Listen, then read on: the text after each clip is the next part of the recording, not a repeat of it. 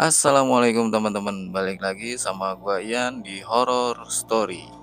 Pada kesempatan Horror Story kali ini, gua akan membawakan sebuah cerita tentang pendakian gunung. Lebih tepatnya pendakian Gunung Salak.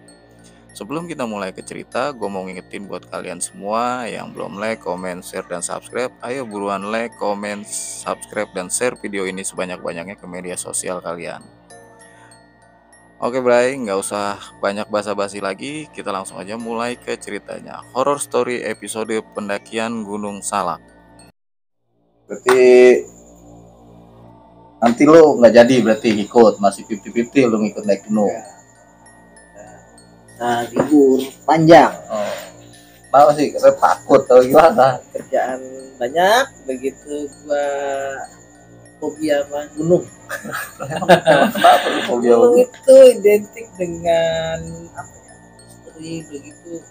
Serem juga sih, gua sering lihat di berita tuh ada yang hilang, ada yang kadang takut aja gitu. Takut dah intinya, takut Kalau sama gunung-gunung yang banyak bareng-bareng ngedaki, sih gua berani gitu. Kayak gunung-gunung yang udah kayak cerita, banyak cerita misterinya itu gue lebih takut. Gua ada satu cerita nih, Cek. Gua kan udah beberapa kali nih naik gunung. Gua punya satu cerita. Ini menurut gua beberapa kali naik gunung. Nah, ini yang satu ini yang paling gokil nih. Gua diganggu sama makhluk gaibnya. Cerita Gua waktu itu naik Gunung Salak. Cuma gua naik Gunung Salak nih bisa dibilang malah dibilang ilegal. Gue waktu itu coy naik Gunung Salak. bahaya itu ya. Iya sebenarnya bahaya ya, sebenarnya jangan ditiru gitu, tapi ya itu kesalahan gue waktu itu. Jadi ceritanya tuh gue masih ingat kejadian ini tuh di tahun 2000, ini 2023 ya, 2020 akhir, bulan Agustus atau September gitu, pokoknya 2020 mau akhir. Sebenarnya gue tuh mau naik Gunung Cermai. Benernya, rencananya gue mau naik Gunung Cermai sama kawan gue. Nah, kawan gue nih si Aldi nih udah sering juga naik gunung sama gue, Cay. Berarti berdua lo naik? Berdua gue naik nih, gue berdua naik. Nah, seminggu sebelum gue naik Gunung Cermai, kawan gue nih, si Wawan Kuncoro, lu juga kenal kan? Ya. Dia ngajakin gue ngecamp ceria gitu, Cay, di salah satu campground yang ada di Bogor. Akhirnya gue ngecamp seminggu gue sebelum naik gunung, gue ngecamp sama si Wawan. Nah di tempat camp gue nanya-nanya sama warga lokalnya, ngobrol-ngobrol sampai warga lokalnya bilang bahwa di tempat itu ada jalur buat naik ke Gunung Salak. Gue tanya dong, lah bukannya di sini, setahu gue nih jalur Gunung Salak tuh di Cidahu sama di Curug Pangeran. Ya, di daerah Curug Pangeran. Gue bilang lah, di sini bukan nggak ada jalur pendakian, Kang? Emang nggak ada, tanya. Oh berarti ilegal dong? Nggak ilegal, tanya kan. Yang penting naiknya kalau lewat situ sama warga lokal buat jadi pemandu. Tapi kan di situ juga gimana Pak? Serem juga ya, kita jalur kita baru, biarpun ketemu orang Ya, baru itu bener. juga kan takut. Bener. Wah itu dibilang serem, wah bener-bener gokil seremnya, Bray. Nah, akhirnya singkat cerita nih, gue sama Aldi mutusin ya udah oke, fix kita naik Gunung Salak. Berangkatlah gue, berangkat itu sore, gue berangkat sekitar jam-jam 4-an. Sampai di rumah si pemandu ini itu gue sekitar habis maghrib. Nah awalnya tadinya gue tuh mau naik besok paginya. Besok paginya gue mau naik, cuman pemandu gue bilang mau naik malam ini juga bisa, katanya. Nanti habis sisa kita naik, dia bilang gitu. Wah gue bilang yang bener, bisa nggak apa-apa, dia bilang. Santai aja, dia bilang. Oh yaudah deh kalau memang bisa malam ini naik, kita naik, kita trekking malam deh. Gue tanya Aldi gimana, ya udah nggak apa-apa. Ya, Malam tuh naik. malam gue naik malam itu habis sisa. Mantap lagi. Tapi herannya sebelum gue naik nih, gue dikasih air sama si pemandu gue. ini nih ada Ya, mistisnya tuh lebih ini ya. Iya, ini belum apa-apa. Ada mistisnya. Gue dikasih air, dia bilang ini air doa buat jaga-jaga. Dia bilang, wah sih, gue bilang ini apa? Gue bilang, Kalau gue udah pulang tuh takut ya. ya iyalah itu gitu bawaannya. Iya bener. Gue karena penasaran. Jadi ada satu, kenapa gue pilih jalur ini? Ada satu tempat yang mau gue tuju. Oh iya. Bukan puncak tapi. Nah akhirnya singkat cerita nih gue naik nih. Gue naik. Jadi pemandu gue dua nih kayak. Ya, si yang gue temuin di campground sama dia bawa temennya. Iya. Nah, gue bawa tenda satu, gue satu tenda berdua sama Aldi, pemandu gue satu tenda berdua juga sama temennya. Naik baru jalan sekitar 5 meteran lah. Aldi tuh udah ngeluh capek, kita tukeran carrier sama gue tuh sering. Udah diganggu. Nah ini gue masih berpikiran positif nih. Mungkin capek aja gitu kan. Gue tanya, kenapa masalah? Capek. Bang gantian ya, lu bawa carrier gue, dia bilang gitu kan. Akhirnya udah gue gantian bawa carrier dia. Tetep Aldi tuh masih ngerasa capek, Bray. Berat gitu masih ngerasa capek Aldi. Nah jadi di jalur ini nggak kayak jalur gunung pada umumnya, Bray. Kalau jalur pada umumnya yang resmi ya, itu ada pos 1, pos 2, pos 3 dan pos-pos sekian gitu. Ya. Tapi kalau jalur yang gue naik ini nggak ada pos-posnya. Udah jalan aja gitu. Itu cuma jalur terbuka aja, tapi ya memang jalur ilegal gitu. Iya, dia nggak ada ini ya. Nggak dibikin pos 1, pos 2, pos 3 gitu, nggak dibikin. Nah, gue jalan itu sekitar jam 11, jam 10-an, jam 11-an itulah. Nemu tempat landai, di pemandu gue bilang, udah malam ini kita buka tenda di sini. Iya, ngecamp di sini. Ya udah gue ikutin aja kan. Akhirnya gue buka tenda di situ. Nah pas gue lagi buat tenda nih, lagi asik-asik buat tenda nih sama Mas Al. Tahu-tahu si Aldi diem, gue main lihat-lihat sama Aldi. Iya. Nah, jangan-jangan Aldi denger juga nih apa yang gue denger. Ternyata ada suara tuh. Ada sesuatu di situ, Bray. Jadi gue denger ada suara gimana ya?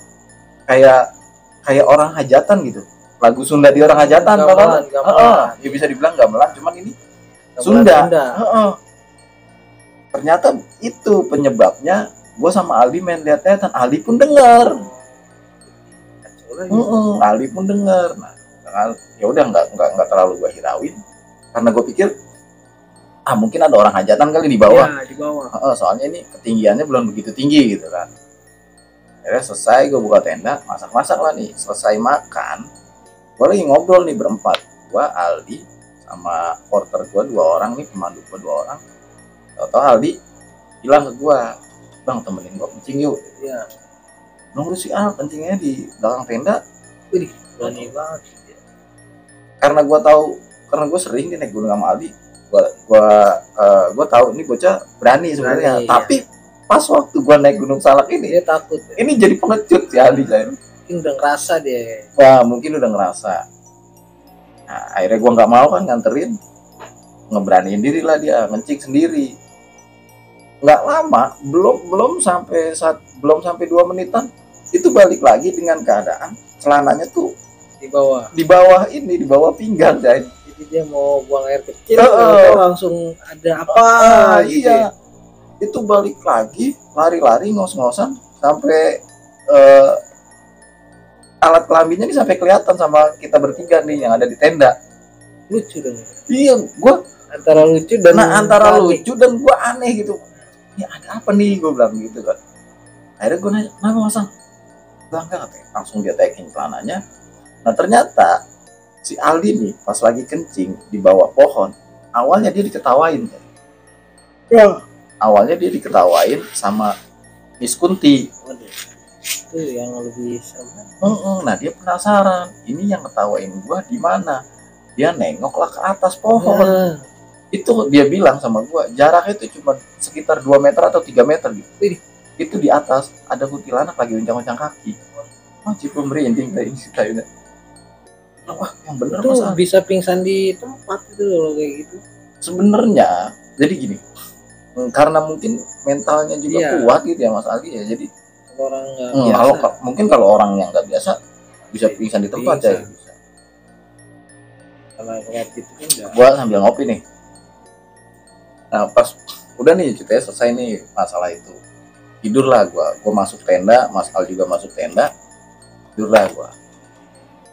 Nah ini gua nih yang ngalamin pas di dalam tenda. Jadi kebiasaan gua kalau naik gunung itu gua taruh lampu di luar, Iya. tapi nggak gua matiin di luar tenda, tapi lampu tenda dalam gua matiin. Iya. Biar gelap gua bisa tidur. Oh,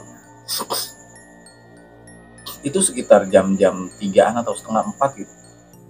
Gue kebangun, gue denger kayak ada orang kayak langkah kaki, cuman banyak ini. oh yang jalan banyak. Yang jalan banyak. Gue pikir ya tadinya ada pendaki lain nih yang naik juga. Nggak gua hirauin. Tapi langkah kakinya inilah harusnya kan logikanya gini. Kalau dia jauh dari kita, dia mau ngedekat sama kita, langkah kaki ini makin dekat. Iya. Nah, begitu ngelewatin kita, langkah kaki ini makin jauh dong. Tapi ini enggak, Step di situ. stay di situ langkah kakinya. Ini gue pikir, ini kok langkah kaki kok nggak hilang-hilang. Benar. Ini apaan ya gue bilang. Nah, gue lagi mikir kayak gitu. Tenda gue tuh kayak ada yang goyangin, Bray. Oh, Kayak ada yang goyangin. terus panik dong. Pak, gue agak kalau dibilang panik banget enggak, cuman ya panik gue. Tapi gue penasaran ini apa. Gue buka sleeping bag, gue bangun duduk. Pas gue lagi bangun duduk, gue tuh ngeliat ke pintu tenda gue bayangan tangan, Bray.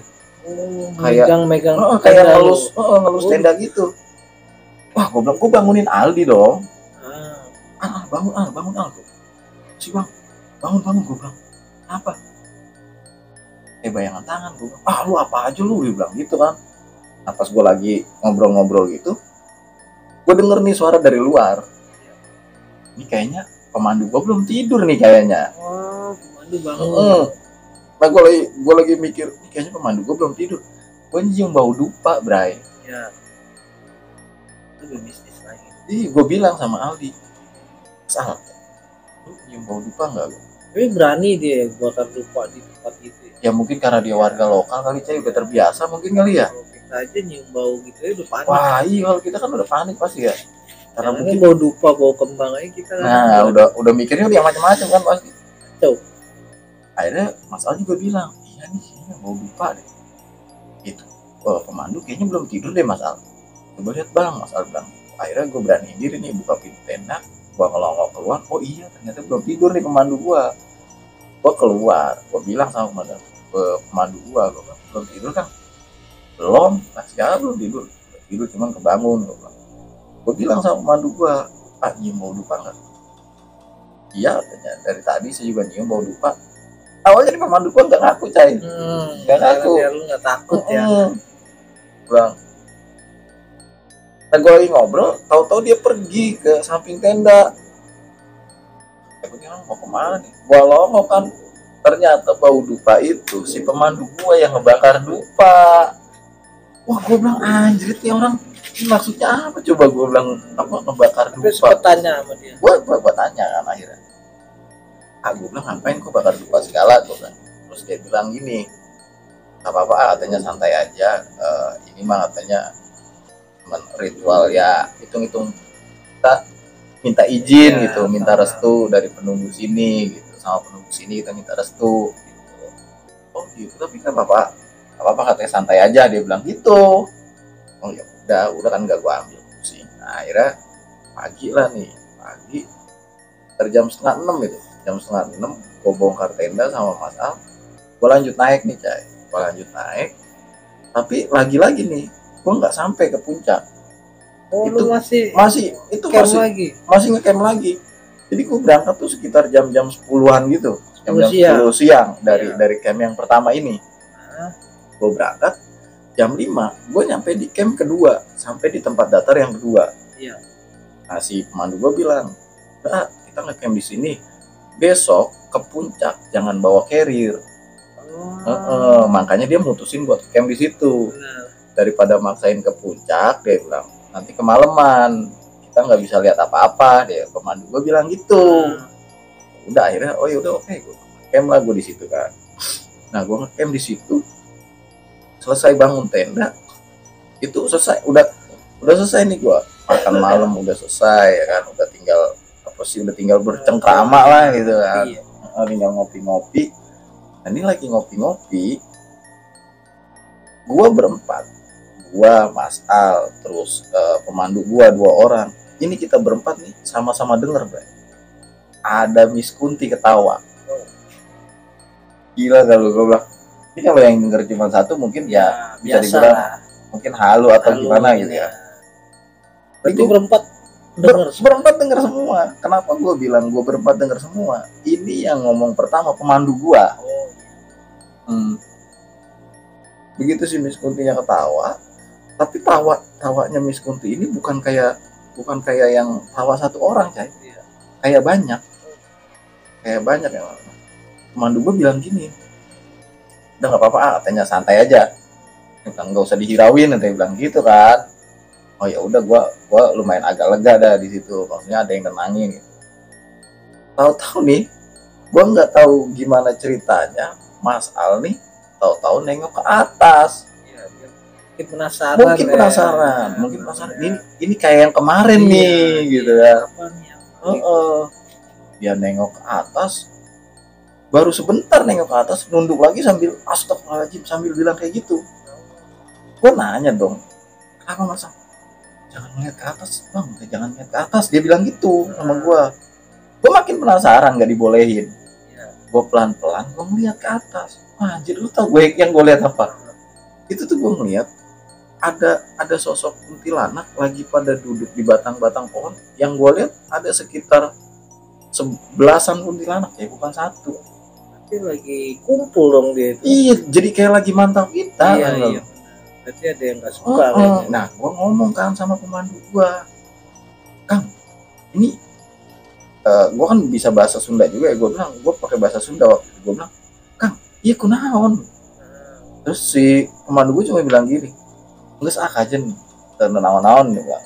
Yang penting kita udah izin, nanti udah nggak apa-apa, biasa aja. Dia bilang dia gitu. Kan enak, kita yang nggak biasa. Nah, maksudnya kan dia kan terbiasa karena memang dia warga lokal kan. Oh, udah luar. Ya udah, akhirnya gue mutusin, udahlah, udah cabut tidurlah nih sama Mas Al. Berarti masih banyak suara-suara gitu pas masih dia ketawa gitu. Masih. Itu bahkan ada suara-suara kayak orang minta tolong. Lu kenapa bisa tidur gitu dengan keadaan itu? Gue malam kedua nggak bisa tidur, Bray. Jadi lu terpaksa gitu masuk ke tenda karena takut. Karena gue takut. Tapi pemandunya nggak ngikut masuk. Nggak ikut masuk. Di luar aja. Dia di luar. Dia pas gue masuk ke tenda, gue bilang, Kang, gue tidur duluan ya masuk ke tenda. Ya udah, nggak apa-apa. Katanya saya di luar, katanya mau ngopi, mau ngobrol. Dia bilang. Oh ya udah, ya gue masuk nih ke dalam tenda. Itu di dalam tenda gue nggak tidur, Jay. Tapi Mas Al yang gue lihat merem, dan ternyata dia nggak tidur. Dia merem-merem takut. Takut. Gitu. Nah, gue saking nggak bisa tidurnya, bete gue nih, cuman geser ke kiri, geser ke kanan ya kan. Oh bete, ya udah gue mutusin buat keluar. Gue denger nih, emang pemandu gue juga masih ngobrol gitu di luar. Enak nih. Gue keluar ngobrol lagi lah gue sama pemandu gue nih. Nah pas gue lagi ngobrol, pemandu gue pun yang 2 orang denger. Iya. Itu kayak ada suara buahnya jatuh. Ini kayak buahnya gede jatuh, bok gitu, Cai. Bok, gitu. Nah tadi awalnya gue pikir ini buah kali ini jatuh. Nah tapi gue dengerin ini nggak sekali bunyinya, kayak orang langkah. Oh jadi kayak orang besar gitu. Kayak orang gede ngelangkah, bok begitu. Nah gue panik, Bray. Gue bilang sama pemandu gue, Kang, ini apaan? Gue bilang. Pemandu gue cuma dengan santai aja bilang, udah santai aja, nggak apa-apa. Simbah cuma numpang lewat. Iya. Wah anjing, gue bilang santai aja. Iya, dia orang sih. Bisa kita ya nggak bisa. Memang aja gue bilang, makin nggak beres nih. Ya udahlah, gue mutusin buat maksain tidur aja deh, gue bilang. Jadi lu masuk lagi gue akhirnya ke dalam tenda, Jay. Bilang, udah, gue masuk lagi deh ke dalam tenda, gue tidur aja deh, gue bilang. Udah tidur aja nggak apa-apa, saya yang jagain, dia bilang gitu kan. Nah akhirnya gue bisa lah tidur, cuma tidur ayam, Bray. Iya, Masih tidur yang panik ya. tidur yang nggak pulas gitu. Iya. 4:30 itu sekitar jam 4:30 jam 4-an gue bangun. Nah, si pemandu gue masih di dalam tenda nih.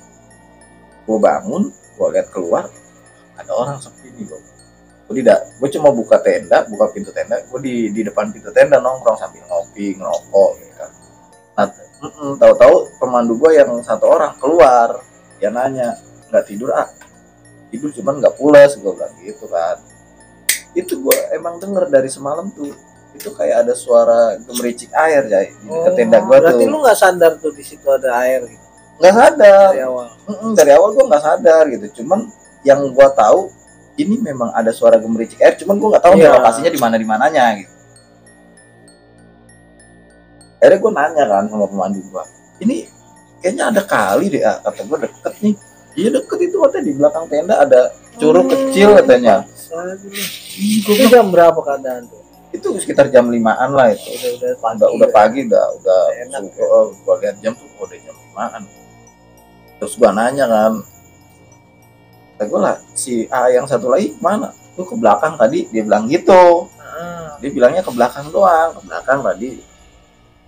Gue penasaran, ngeliat curug di belakang. Iya lihat aja, katanya udah kelihatan kok, katanya orang udah mau pagi deh. Gue bawa senter nih ke air terjun, gue nyenter nih, itu gue ngeliat di bawah air terjun ada orang lagi bertapa. Gue sampai kaget itu ngeliat, ini apaan nih, gue bilang. Cuman karena masih agak remang-remang gitu kan. Jam pagi ya. Masih jam-jam 5-an itu. Udah gitu kan di dalam hutan, matahari juga nggak terlalu masuk gitu kan. Apaan nih, gue bilang. Gue balik lagi gue ke tenda, takut gue. Kalau gue nyampe tenda, Aldi udah ini nih, udah bangun. Aldi udah keluar tenda, udah bangun. Masal di belakang tenda kita tuh ada curug kecil. Gue bilang, mau lihat nggak? Gue nggak ngomong sama Aldi. Lu ngerjain temen. Gue ngerjain Aldi nih. Curug itu bang ada, gue bilang. Wah, gue mau lihat. Belakang lah Aldi nih bawa senter. Balik lagi Aldi, lari dia. Kayak jalan cepet gitu, Cai. Balik lagi. Wah, sialan lu bang. Masal, lu ngapain itu yang nunjukin gua ada curug? Emang ada apaan deh? Gitu kan. Lu ngeliat apa, Masal? Itu orang bukan sia, dia bilang gitu. Lu ngeliat orang lagi sila ya di bawah air terjun ya, gua bilang gitu. Iya bang. Gua nggak tahu dah, gua bilang tahu porter gue pemandu gue yang satu lagi bilang, lah itu si AA ternyata lagi mandi, emang dia biasanya begitu. Ternyata pemandu gue yang satu, Cai. Anjir, gue bilang, karena lu malamnya udah panik, udah serem banget gitu kan, jadi makin jadi gue berpikirnya malah yang aneh-aneh, Bray. Anjir, gue bilang, jalan, gue kira orang atau gue kira makhluk halus, gue bilang gitu kan. Akhirnya pagi. Nah, tapi kalau itu lu ngerasa pagi sama aja gitu, mistisnya apa agak beda? Emang bawanya hawanya gitu ya? Biasanya kan orang kadang malamnya serem pasti. Nah ini gue kasih tahu. Gue tuh naik Gunung Salak udah 2 kali. Nah yang cerita ini nih ketiga kalinya. Ini jalurnya ilegal nih yang ketiga ini. Yang ilegal ini ya. Ini hawanya lebih lebih mencekam aja gitu, Cai. Mau pagi pun pagi mau siang ini lebih karena memang hutannya lebih rapat. Lebih rapat, pokoknya hawanya tuh udah beda gitu sama jalur-jalur yang resmi yang pernah buat di jalan orang ya. Nah akhirnya gue sama Mas Al mutusin pagi itu gue turun, gue nggak sampai ke puncak karena gue jadi ngedon lah ya. Udah ngedon gue. Pemandu gue bilang nanti ke puncak turun, nah kita ngecamp lagi semalaman di camp yang pertama. Pemandu gue bilang, wah nggak deh, gue bilang udah turun aja deh. Bener kan, katanya mau turun, ya udah turun aja. Gue udah nggak sanggup, gue bilang gituin aja. Stres duluan ya. Pemandu gue cuma dengan santai aja, bilang udah nggak apa-apa, santai aja. Biasa itu mah, ya dia orang itu kita lah makanya ada pulang sakit. Udah akhirnya gue turun nih sampai di rumah si pemandu gue itu sekitar jam 4 sorean. Tadinya hari itu juga gue mau pulang ya. Gue mau Jadi- pulang hari itu juga tadinya. Pemandu gue bilang, jangan pulang dulu tanya nginep dulu di sini semalaman. Gue bilang, dia bilang gitu kan. Gue bilang, enggak, gue mau pulang soalnya Mas Al besoknya kerja. Iya. Jangan, nanti kalau bisa jangan pulang dulu, ntar dibersihin dulu, katanya biar nggak ada yang ikut Nempel sampai gitu ke rumah, ya bahasanya biar nggak ada yang nempel sampai ke rumah gitu. Oh ya udah deh, akhirnya gue setuju nih berdua sama Maka. Nah malamnya Mas Al duluan masuk ke satu kamar nih di rumah pemandu gue ini. Habis dia gue masuk. Nah itu gue nggak ngerti dia di ritualin apa gitu, dibaca-bacain apa. Yang jelas dia bilang mau dibersihin dulu dah gitu. Biar nggak ada yang Hmm. ikut. Nah, gue nggak bisa tidur nih Cai berdua sama Aldi. Gue nongkrong di luar di teras rumah pemandu gue. Gue nanya Aldi, lu kenapa? Gue bilang kok kayaknya kali ini lu naik gunung tuh kayaknya kayak orang capek banget gitu. Iya. Gue bilang capek perjalanan atau gimana sih? Gue bilang agak bang. Iya kenapa emang? Akhirnya Aldi cerita nih pas yang kejadian pertama tadi. Benar. Tahu nggak bang? Jadi nih di depan rumah pemandu itu, dari rumah pemandu nih jarak 2-3 meter gitu, itu ada pohon gede, gue nggak tahu tuh pohon apa. Nah kita kalau dari rumah pemandu ini mau ke jalur yang kita daki itu lewat pohon gede itu. Iya. Itu katanya Aldi ngelihat di atas pohon tuh ada kayak sosok kera cuman gede Cai. Itu pas baru mau jalan. Pas baru mau jalan itu dia ngeliat dari situ gituan udah katanya. mulai ini. Dari situ Mas Al udah mulai shock. Dia bilang gitu, lihat kayak kera cuman gede, matanya itu merah keoren-orenan segede bola tenis. Kayak gorila gitu. Mm-mm. Nah pemandu gue denger nih dari dalam, gue belum pada tidur, keluar lah Ngobrol lah. ngobrol, langsung gue tembak nih pemandu gue, buat tanya, Kang, gue bilang itu pohon apaan? Tahu sih juga kurang paham itu pohon apa ya teh. Buahnya nggak ada, dia bilang gitu. Pemandu gue nanya, emang kenapa Kang?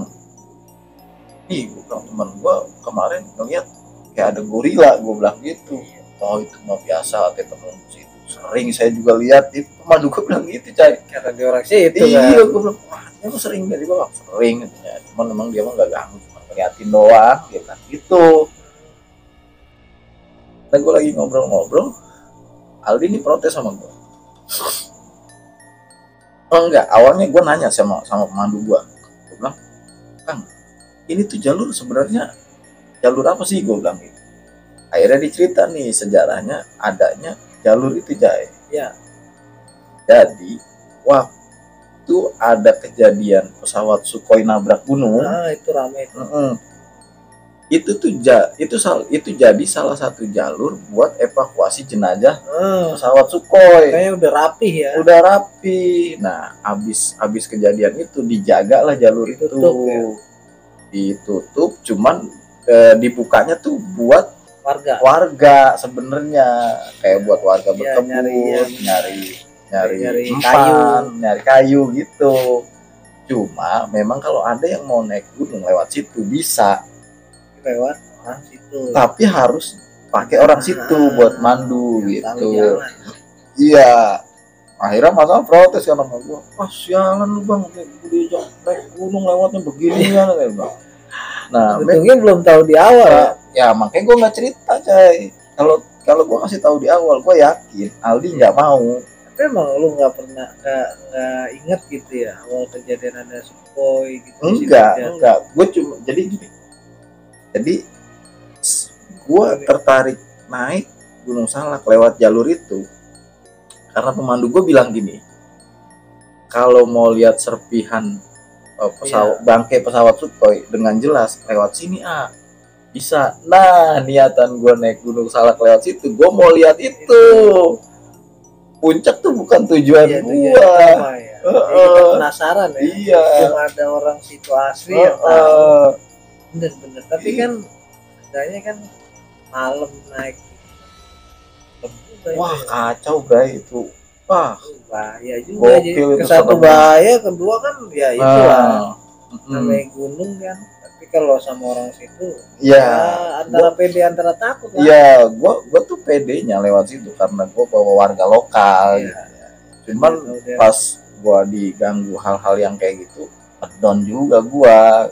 Sembarangan bisa gitu. Iya, udah akhirnya pas Al protes sama gua, wah tahu itu bang, katanya gua diajak naik gunung lewat jalur begitu, dia bilang gitu kan. Tapi kalau buat orang-orang yang suka tantangan bagus. Wah keren itu lewat situ Bray. Bisa. Kalau yang suka Iya. apa sih adventure tantangan yang Tantangan gak mistis juga. udah bisa itu, apalagi yang demen-demen mistis itu lewat Nah, itu, wah gokil lebih itu, mantap lagi. lebih mantap lagi tuh. Gue lagi ngobrol nih, pemandu gue bilang gini, itu di belakang ada villa A. Jadi pemandu gue ini punya rumah di situ karena dia sambil jagain Jaga villa. villa. Di belakang rumah dia ada villa, Jay. Waktu gua naik itu kan malam. Iya. Si villa ini nggak kelihatan. Ah. Pas gua turun itu memang gua ngeliat itu ada rumah lagi di belakang. Ya gua pikir rumah warga. Satu, Jay. Jadi villanya kayak bangunan kayu. Atasnya ini ada jendela gitu ya. Gua nggak sampai masuk ke dalam. Cuma gua lihat di atasnya tuh ada jendela. Cuman gua nggak tahu nih villa tingkat apa enggak gitu. Iya. Di atas ada jendela. Ada jendela. Si pemandu gue bilang gitu. Gue bilang kalau masalah, coba lihat sih masalah villanya. Ayo, sekalian jalan-jalan. Gitu kan. Kadang udah pagi tuh. Enggak malam itu, Cai. Malam itu Itu juga. malam jam-jam 10:30 itu. Jam-jam 10:30. Gue bawa senter sama Masal ke belakang. Memang villanya ada lampunya. Iya. Ada lampu cuman Terang lah ya. enggak terang, kayak lampu kuning Iya. gitu. Pokoknya ada penerangan ya. Pokoknya ada penerangan gitu. Gue lihat ke belakang, gue senter nih villa ya kan. Awalnya Mas Al yang lihat. Awalnya Mas Al lagi nyenter. Pas nyenter ke atas, tahu-tahu Mas Al senter. Tuh senter ke atas dah, jendela atas. Ada apa Mas Al? Dia senter aja. Gue nyenter juga nih ke atas. Saya gue ngeliat, gue nggak tahu nih ya, karena gue nggak masuk ke dalam. Iya. Gue nggak tahu nih awalnya nih, gue nggak tahu nih villa ada isinya atau kosong. Iya, ada orangnya tuh enggak. Pas gue nyenter ke atas itu gue lihat ada nenek-nenek lagi nyisir Di pinggiran. iya di pinggiran jendela gitu. Iya. Anjir gue bilang ya cabut gue bilang balik lah akhirnya. Gue nanya sama pemandu gue, itu villa ada orangnya, gue bilang gitu. Nggak ada, kosong katanya. Yang bener kosong kan nih. Emang kenapa katanya, dia bilang ngeliat ini ya katanya, ngeliat simbah ya, dia bilang gitu. Oh, berarti udah tahu. Oh, si pemandu gue udah tahu. Ingat si nenek ya, dia bilang gitu. Gue bilang, iya Kang, gue bilang. Gue gituin kan, nggak apa-apa, katanya dia cuma mau lihat cucunya. Saya juga sering, katanya diliatin. Pemandu gue bilang gitu, Cai. Gue bilang, waduh kampret, kata gue deh. Cakep tuh dia nih, sih banyak.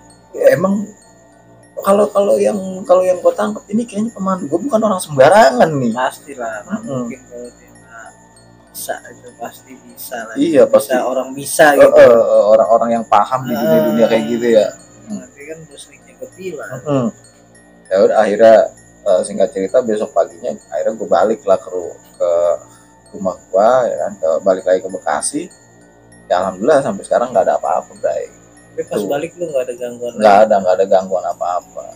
Tapi menurut gue sepanjang gue naik gunung, ya Gunung Salak ini yang paling intens banget gangguan. Emang ada banyak cerita kan setelah kejadian seperti itu jadi mistis. Iya benar. Emang awalnya Gunung Salak itu kan memang awalnya udah terkenal angker gitu ya. Ditambah ketambahan ada tragedi pesawat Sukhoi itu makin jadi angkernya gitu, Bray.